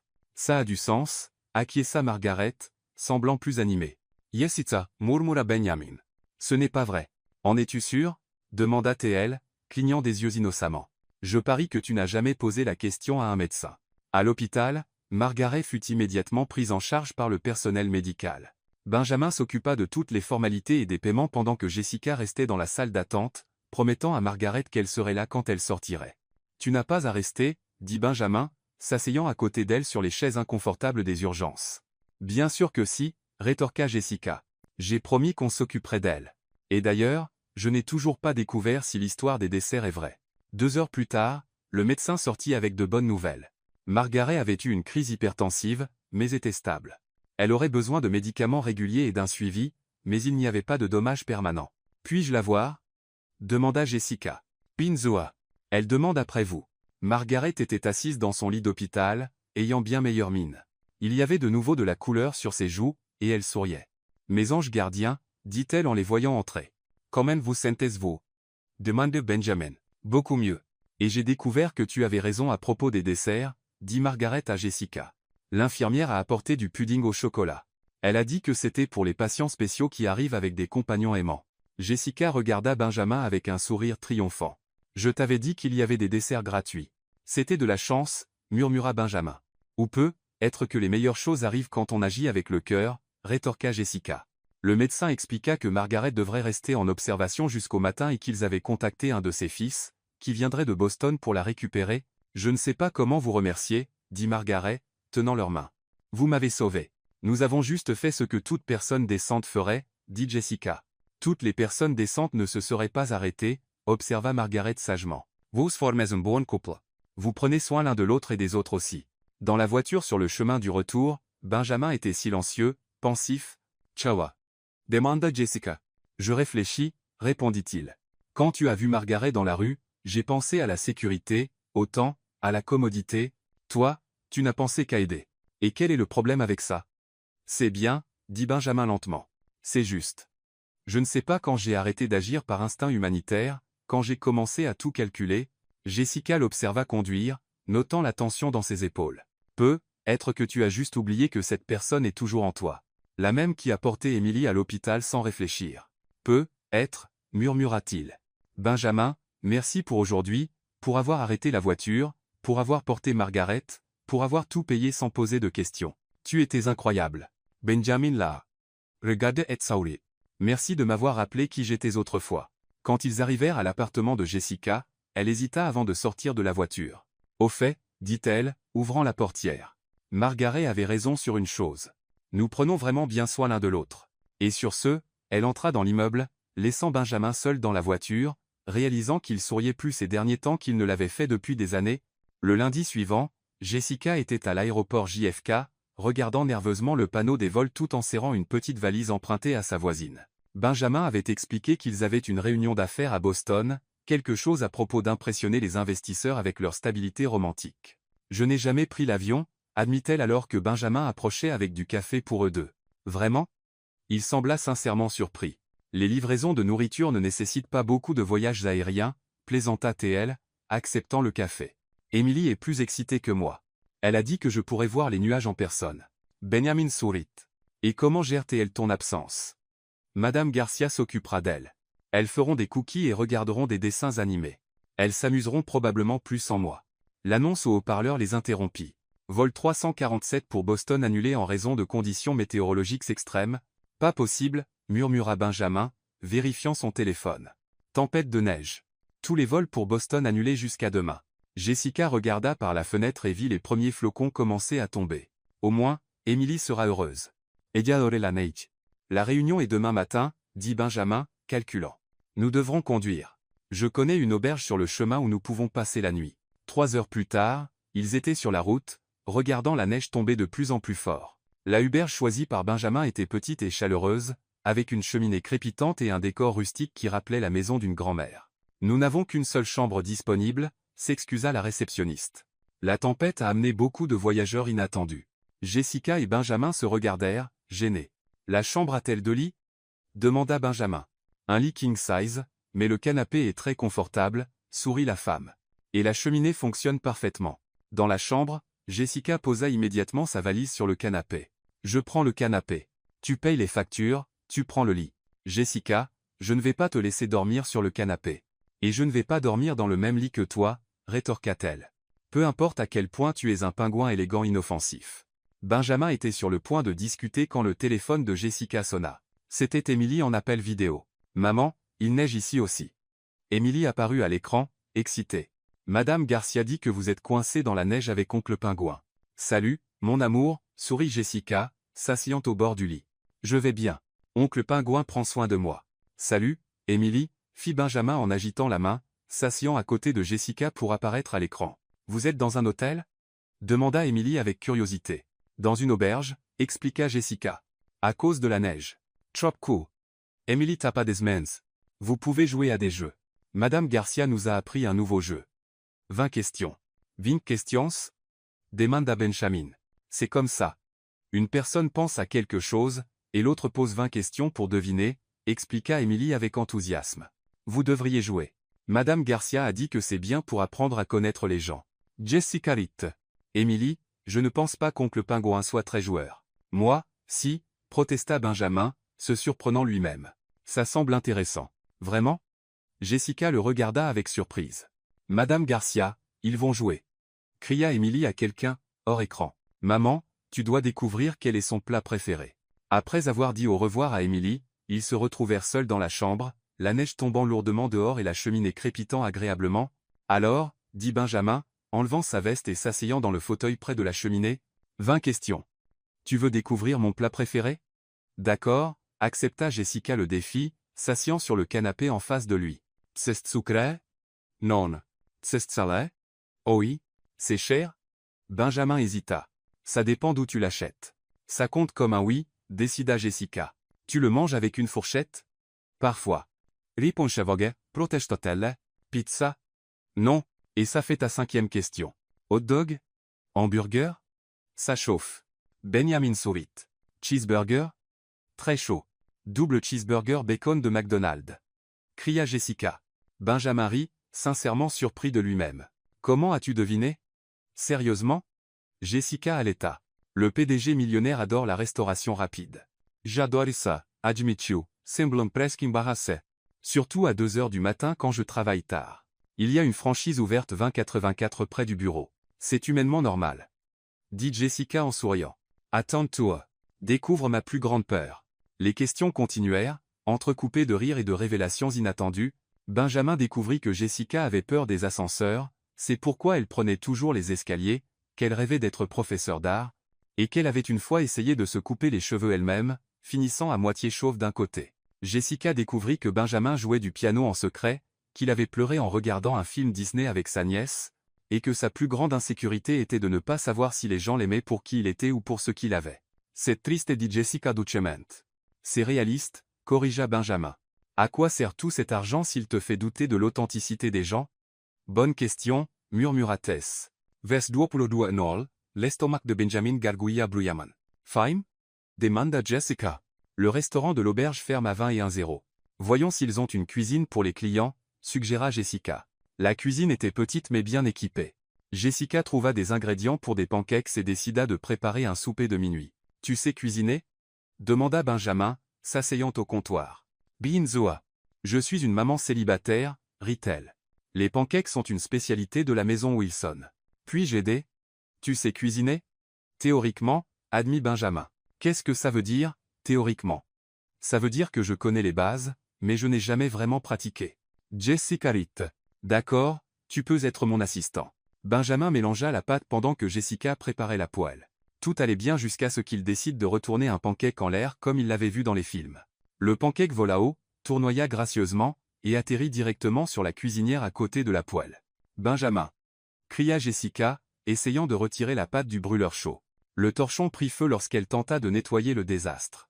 Feu! Cria Benjamin, attrapant un verre d'eau. Ne l'arrose pas! Cria Jessica en retour, soufflant sur les petites flammes. En quelques secondes, la cuisine était remplie de fumée. L'alarme incendie se déclencha, et ils étaient tous deux couverts de farine, riant comme des adolescents. Tu as failli brûler l'auberge, dit Jessica, toujours en riant lorsqu'ils réussirent enfin à tout nettoyer. Moi? C'est toi qui as laissé le torchon prendre feu. Parce que tu as jeté des pancakes sur la cuisinière. C'était un accident artistique, se défendit Benjamin, essuyant de la farine de ses cheveux. Ils restèrent là, lui brossant la farine de ses cheveux, tous deux riant encore lorsqu'ils réalisèrent à quel point ils étaient proches. Être qu'on devrait commander une pizza, murmura Benjamin. Être, acquiesça Jessica sans s'éloigner. Cette nuit-là, Benjamin dormit sur le canapé, insistant sur le fait qu'il était confortable, mais pour la première fois depuis des années, il ne rêva pas de tableur ou de réunion. Il rêva de rire, de pancakes volants, et d'une femme qui le faisait se sentir normal. Et Jessica, allongée dans le lit trop grand, sourit dans l'obscurité, réalisant qu'elle était dangereusement proche d'oublier que tout cela n'était que du théâtre. De retour à New York le jeudi suivant, Jessica se sentait étrangement nostalgique. Le voyage avait été un succès. La réunion s'était bien passée, et elle et Benjamin semblaient avoir trouvé un rythme confortable dans la comédie de leur relation. Elle commençait même à oublier que tout était une mise en scène. Elle organisait les vêtements scolaires d'Emily lorsque son téléphone sonna. C'était Patricia de la société de traiteurs. « Jessica, as-tu vu les nouvelles aujourd'hui? » « Quelles nouvelles ?» Jessica fronça les sourcils, allumant la télévision. « Cherche la chaîne de potins locale. Tu vas vouloir t'asseoir pour ça. » Avec un mauvais pressentiment, Jessica trouva la chaîne. L'animatrice, une femme blonde au sourire prédateur, discutait des scandales de la haute société. « Et maintenant, une histoire qui secoue Manhattan, » dit l'animatrice. Des photos exclusives montrent que la nouvelle petite amie du PDG, Benjamin Carter, n'est être pas aussi innocente qu'elle le semble. L'écran afficha une photo de Jessica entrant dans un magasin coûteux, suivie d'une autre où elle sortait avec plusieurs sacs. Puis une image d'elle dans un salon de beauté luxueux. Des sources proches d'elle révèlent que Jessica Wilson, issue d'un milieu modeste, a dépensé des milliers de dollars en virées shopping depuis qu'elle a commencé à sortir avec le millionnaire Carter. L'animatrice poursuivit. La question demeure, véritable amour ou gain financier? Jessica sentit son estomac se nouer. Ses achats avaient été organisés par William, faisant partie du costume nécessaire pour les événements, elle n'avait même pas choisi la moitié des choses. Le téléphone sonna à nouveau. C'était un numéro qu'elle ne reconnaissait pas. « Bonjour, Jessica Wilson. Ici le Manhattan Tribune. Nous aimerions vous poser quelques questions sur votre relation avec Benjamin Carter. » Elle raccrocha immédiatement, mais le téléphone sonna encore et encore. « Maman, pourquoi les gens crient en bas ?» demanda Emily depuis la fenêtre. Jessica regarda, et vit des reporters se rassembler devant l'immeuble. Son cœur s'emballe. Emily, mets ton manteau. On sort par la porte de derrière. Mais il était trop tard. En quittant l'immeuble, les flashs des appareils photo explosèrent. Les reporters criaient des questions. Jessica, est-il vrai que vous utilisez Benjamin Carter? Combien d'argent a-t-il dépensé pour vous? Comment vous sentez-vous d'être appelée une croqueuse de diamants? Jessica prit Emily dans ses bras et courut, protégeant le visage de sa fille des caméras. Elle parvint à s'échapper dans un taxi, mais Emily était effrayée et confuse. Maman, pourquoi ces gens criaient sur nous? C'est compliqué, mon amour, dit Jessica, essayant de rester calme. Dans l'appartement de Madame Garcia, où elle s'était réfugiée, Jessica tenta d'appeler Benjamin, mais cela passait directement à la messagerie vocale. Elle essaya 3 fois de plus sans succès. Enfin, 2 heures plus tard, il rappela. Jessica, j'ai vu les nouvelles. Sa voix était tendue. Il faut qu'on parle. Benjamin, ces photos sont des achats organisés par ton père. Je n'ai même pas choisi ces choses. Tu le sais. Je sais, dit-il, mais il y avait quelque chose d'étrange dans sa voix, mais nous devons réfléchir à l'impact sur l'accord. L'accord. Les mots firent plus mal que Jessica ne l'avait prévu. Bien sûr, l'accord. Mon père est furieux. Il dit que ça pourrait nuire à notre image d'entreprise. Devrions-nous faire une pause? Une pause, répéta-t-elle, sentant quelque chose se briser dans sa poitrine. Juste jusqu'à ce que la situation se calme. Tu comprends, n'est-ce pas? Jessica comprit parfaitement. Au premier signe de problème, lorsque l'opinion publique se retourna contre elle, Benjamin reculait, protégeant sa réputation, comme elle aurait dû s'y attendre dès le début. Je comprends, dit-elle, sa voix aussi ferme qu'elle pouvait la rendre. Pas de problème, Benjamin. Elle raccrocha et fixa le téléphone, se sentant stupide d'avoir commencé à croire que c'était réel. Maman est triste? Emily apparut à ses côtés, les yeux inquiets. Un peu, admit Jessica. À cause d'oncle Pingouin? À cause du travail, dit Jessica, essayant de simplifier. Vous vous êtes disputés? Pas exactement.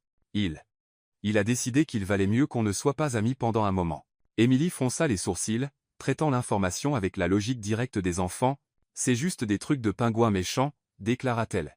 Les vrais amis ne t'abandonnent pas quand les choses deviennent difficiles. Parfois, les adultes font des choses compliquées pour des raisons compliquées, expliqua Jessica. Des raisons stupides, corrigia Emily. Je vais l'appeler et lui dire qu'il est un pingouin méchant qui a fait pleurer ma maman. Emily, non, dit Jessica rapidement. On ne va pas l'appeler. Pourquoi pas? Parce que parfois, il vaut mieux laisser les gens continuer leur vie. Dans les jours qui suivirent, Jessica évita complètement les nouvelles et les réseaux sociaux. Elle retourna à sa routine normale de livraison, mais découvrit que plusieurs clients avaient annulé leurs commandes. Apparemment, être célèbre pour les mauvaises raisons était pire qu'être anonyme. Isabella avait obtenu ce qu'elle voulait. Les photos, clairement prises par un photographe professionnel à des moments soigneusement orchestrés, créaient la narrative parfaite. Une fille pauvre profitant d'un homme riche, comment gères-tu tout ça? Demanda Madame Garcia un après-midi alors qu'Emily jouait dans son appartement. Un jour à la fois, soupira Jessica. Au moins, maintenant, je sais où j'en suis dans sa vie. Et tout wesh. Nous les partent. Tout était un mensonge. Mais les mots sonnaient creux, car la vérité était que, quelque part au cours de ces semaines, cela avait cessé d'être un mensonge pour elle. Les rires dans la cuisine de l'auberge, la façon dont il avait porté Margaret, la manière dont il regardait Emily avec une affection sincère, rien de tout cela ne semblait faux. Pendant ce temps, au bureau de Carter Enterprise, Benjamin vivait la pire semaine de sa vie. Il essayait de se concentrer sur le travail, mais il se surprenait constamment à se remémorer des moments avec Jessica. La façon dont elle riait quand il racontait des histoires absurdes, comment elle protégeait Emily des caméras, comment elle avait transformé un feu de pancake en une des meilleures nuits qu'il ait jamais eues. Tu as fait ce qu'il fallait, dit William lors d'une réunion. Les relations publiques exigent une gestion de crise. Elle comprendra. Mais Benjamin n'était pas sûr de comprendre. Plus il pensait à l'appel téléphonique, plus il réalisait qu'il avait semblé froid, calculateur. Exactement ce dont Isabella l'avait toujours accusé d'être. Papa, et si nous avions tort? Demanda-t-il un vendredi après-midi. Tort à propos de quoi? Et si Jessica tenait vraiment à moi? Et si ce n'était pas une question d'argent? William soupira. Benjamin, tu connais cette femme depuis quelques semaines. Ne confonds pas la gratitude avec l'amour. Mais Benjamin se souvenait du visage de Jessica lorsqu'il avait suggéré une pause, la douleur qu'elle avait essayé de cacher, la façon dont sa voix avait changé lorsqu'il avait mentionné l'accord. Elle ne semblait pas être une femme intéressée par l'argent. Elle semblait être une femme blessée par quelqu'un en qui elle avait confiance. J'ai besoin de lui parler, décida-t-il, attrapant ses clés de voiture. Benjamin, Ne complique pas les choses. Non, papa. Je pense que je les ai assez compliquées. Quand il arriva à l'appartement de Jessica, l'immeuble était vide de reporters, mais elle ne répondit pas à l'interphone. Il monta et frappa à la porte. Jessica, c'est moi, Benjamin. Silence. S'il te plaît, nous devons parler. Je pense que j'ai fait une terrible erreur. La porte s'ouvrit légèrement, mais c'était Emily qui apparut, une expression sérieuse sur son petit visage. Maman ne veut pas parler au pingouin méchant, déclara-t-elle. Emily, où est ta mère? Au travail. Toujours au travail. Parce que les pingouins méchants l'ont rendue triste, et maintenant elle doit travailler encore plus dur. L'accusation innocente fit plus mal que n'importe quelle critique d'entreprise.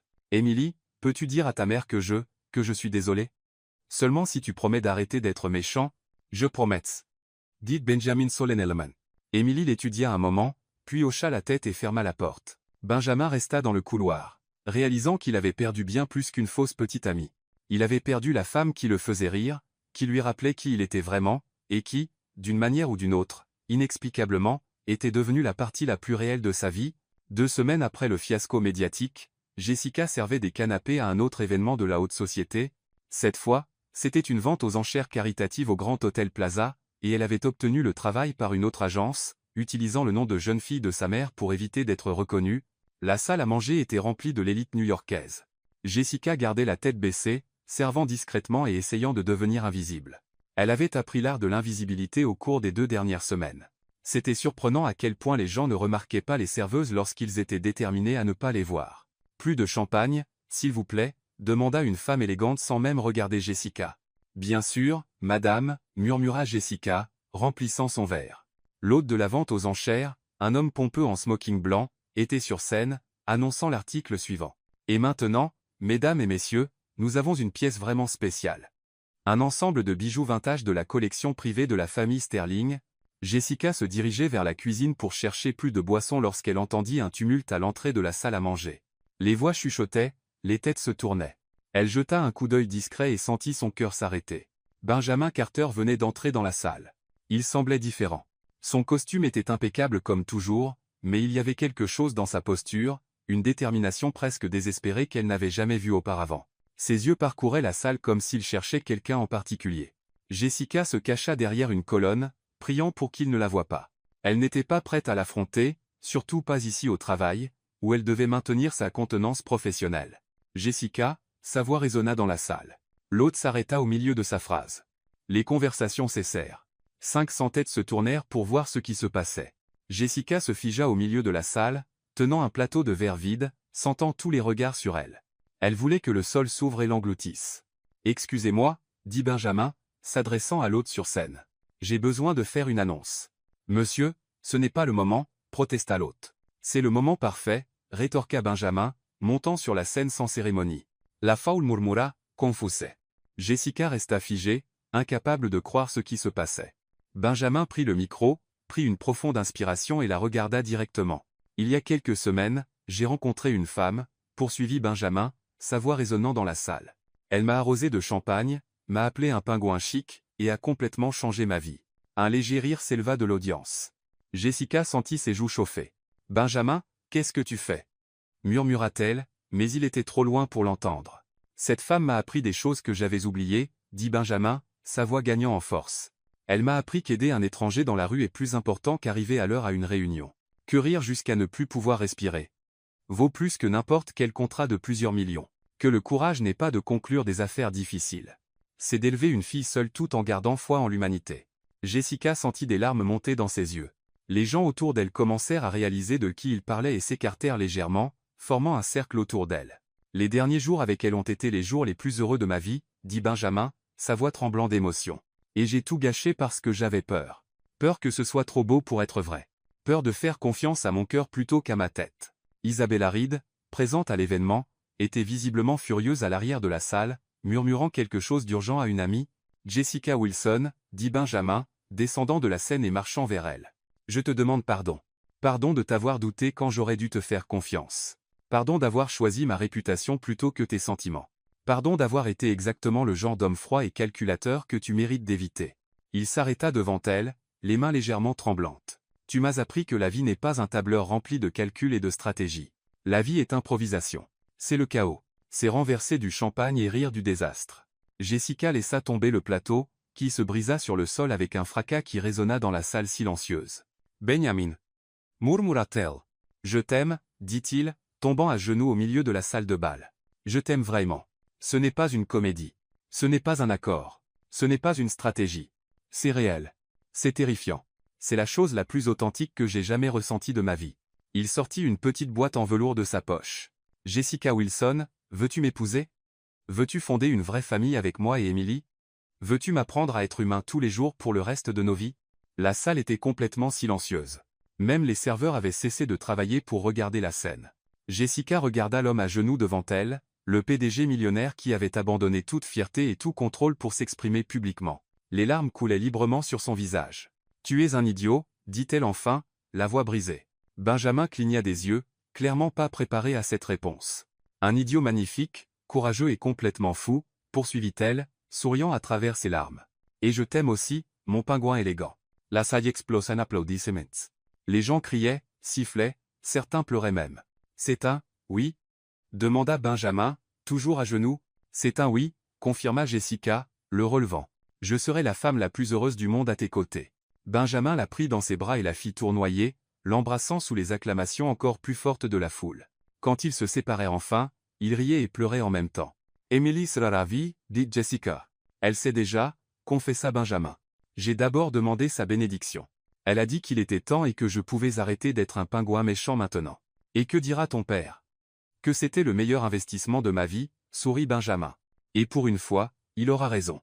L'hôte de la vente aux enchères, complètement perdu, tenta de reprendre l'événement. Eh bien, c'était inattendu. Revenons à la vente aux enchères. En fait, dit Benjamin, reprenant le micro, j'aimerais faire la première enchère. 50 000 $ pour tout ce qui est vendu aujourd'hui. La foule à l'état. Pour la charité, bien sûr, poursuivit-il. Au nom de la femme qui m'a appris que la véritable richesse n'a rien à voir avec l'argent, et sur ce, Benjamin prit Jessica par la main, et ils quittèrent la salle sous une pluie de pétales de fleurs que quelqu'un avait commencé à lancer, laissant derrière eux une fête qui resterait, sans aucun doute dans l'histoire des potins new-yorkais. 3 mois plus tard, au cœur de Central Park, une cérémonie de mariage avait lieu qui ne suivait définitivement pas le protocole traditionnel de la haute société new-yorkaise. L'hôtel avait été installé près de la fontaine Bethesda, décoré de fleurs simples et élégantes. Des chaises dorées étaient disposées en demi-cercle pour les 300 invités. Un mélange éclectique de cadres en costumes coûteux, de livreurs de nourriture dans leurs plus beaux atours, des voisins du quartier de Jessica, et des mondains curieux qui ne manqueraient cet événement pour rien au monde. « Je n'ai jamais rien vu de tel », murmura Patricia, la superviseure du traiteur, observant le stand de hot dogs fait maison installé à côté de la table de champagne Dom Pérignon. C'était l'idée, sourit Madame Garcia, élégante dans une robe bleu marine que Jessica avait insisté pour lui acheter. Jessica voulait que tout le monde se sente chez soi. De l'autre côté de la salle, un chariot à glace vintage jouait une musique joyeuse tandis que des enfants couraient, vêtus de leurs plus beaux vêtements, certains tenant des ballons en forme de cœur. « Papa, es-tu sûr que c'est correct ?» demanda Benjamin nerveusement, ajustant sa cravate pour la 10e fois. Il était impeccable dans un smoking gris anthracite, mais son anxiété était évidente. « Plus correct que tout ce que tu as jamais fait, » répondit William, étonnamment détendu pour quelqu'un toujours préoccupé par les apparences. « Et, Benjamin, arrête de tripoter ta cravate. Tu es parfait. » La musique changea, signalant le début de la cérémonie. Les invités se levèrent alors qu'Emily apparaissait en tête de l'allée, magnifique dans une robe rose pâle, jetant des pétales de fleurs avec un enthousiasme exagéré. « Ne lésinez pas sur les pétales !» cria-t-elle aux autres demoiselles d'honneur, faisant rire l'audience. Derrière elle, Jessica apparut au bras de son beau-père, un homme simple qui l'avait élevé après la mort de ses parents. Sa robe était simple mais époustouflante, satin blanc avec des détails de dentelle délicats, rien d'extravagant, mais parfaitement elle. Benjamin sentit l'air quitter ses poumons lorsqu'il la vit. Après des mois ensemble, elle lui coupait encore le souffle. « Tu peux respirer, fiston ?» murmura William, amusé. « Je crois », murmura Benjamin, ne quittant jamais Jessica des yeux. La cérémonie fut conduite par un juge, ami de la famille Carter, qui avait accepté de maintenir le ton détendu voulu par Jessica. « Nous sommes ici aujourd'hui pour célébrer quelque chose qui a commencé avec du champagne renversé et qui s'est transformé en véritable amour », commença le juge, suscitant des rires dans l'audience. Pendant les vœux, Benjamin fut le premier. « Jessica, tu m'as appris que les meilleurs moments de la vie ne sont pas dans les plans que nous faisons, mais dans les accidents qui arrivent. Tu m'as appris à rire de moi-même, à m'arrêter pour aider des étrangers, et que la famille n'est pas une question d'ADN ou de statut social. C'est choisir d'être là pour quelqu'un tous les jours. Sa voix trembla légèrement. Je promets de te faire rire au moins une fois par jour. Je promets de toujours arrêter la voiture quand tu vois quelqu'un dans le besoin. Et je promets que notre cuisine aura toujours des ingrédients pour pancakes, même si je continue de les brûler. L'audience rit, et certains invités essuyèrent leurs yeux. Jessica essouilla ses propres larmes avant de commencer. Benjamin, tu m'as montré que parfois les princes se déguisent en pingouins élégants dans des costumes coûteux. Tu m'as appris que le courage n'est pas de ne pas avoir peur. C'est d'agir même quand on est terrifié.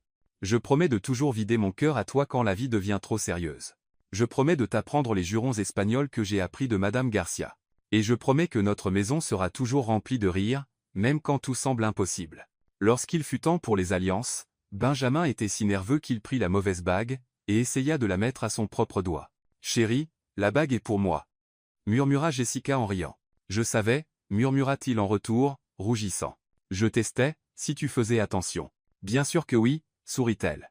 Enfin, lorsque le juge les déclara mari et femme, Benjamin embrassa Jessica sous une pluie de pétales jetés avec enthousiasme par Émilie et des applaudissements assourdissants. Pendant la réception, alors que les invités dansaient sur un mélange éclectique de jazz doux et de chansons pour enfants pour Émilie, Benjamin prit sa nouvelle belle-fille dans ses bras. « Émilie, maintenant j'ai un vrai papa » cria-t-elle, rayonnante de bonheur. « Et j'ai la fille la plus incroyable du monde » répondit Benjamin, la tenant tendrement. « Émilie, je promets d'être le meilleur papa du monde pour toi et le meilleur mari pour ta maman. Je promets que rien ni personne ne nous séparera jamais. Pas même une méchante sorcière ?» demanda Émilie, regardant là où Isabella observait de loin, visiblement mal à l'aise avec la joie générale. « Pas même une méchante sorcière » confirma Benjamin solennellement. Pendant les discours, William se leva avec un verre de champagne. « Mon fils a toujours été têtu » commença-t-il, suscitant des rires.